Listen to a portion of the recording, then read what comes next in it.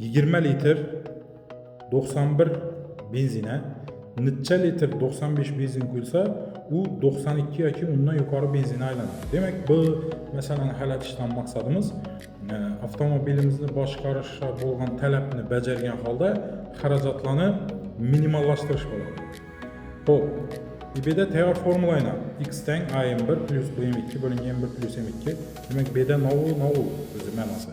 Undan qo'yib chiqishni aytaman. Demak, x yakunda bizada 92 benzin hosil bo'lishi kerak. Teng anundan o'qiymiz. Birinchi bizada 20 litr 91 benzin bor. 20 ni qo'yamiz. Yani 91 ni qo'yamiz. Yaxshi, keyin bu yerdan o'ndan boshlab qo'yamiz. M1 ni o'ndan esa, demak, mana shu 20 ni qo'yish kerak edi. Endi 91 ni qo'yamiz. Plus b ikkinchi bizga kerak benzin narxi u 95.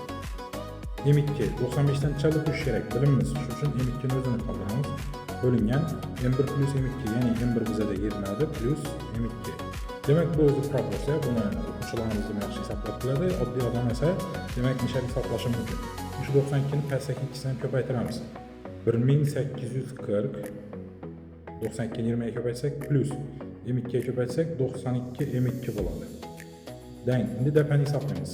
20 ni 91 ga ko'paytsak 1820 plus 95 M2. Demek 95 M2 dan 92 M2 ni ayırıp tashlasak 3 M2 qoladi. Bu yoqda 1840 dan 1820 alsak 20 qoladi. Va M2 ni topsak shundan 20 ni uchga bo'lishimiz kerak bo'ladi. Ya'ni 6,3 dan 2, ya'ni 6 litr 600 gram, 7 litr 95 benzin quysa 20 litr 91 benzin. Yakunda 92 aqalli benzin olamiz ekan.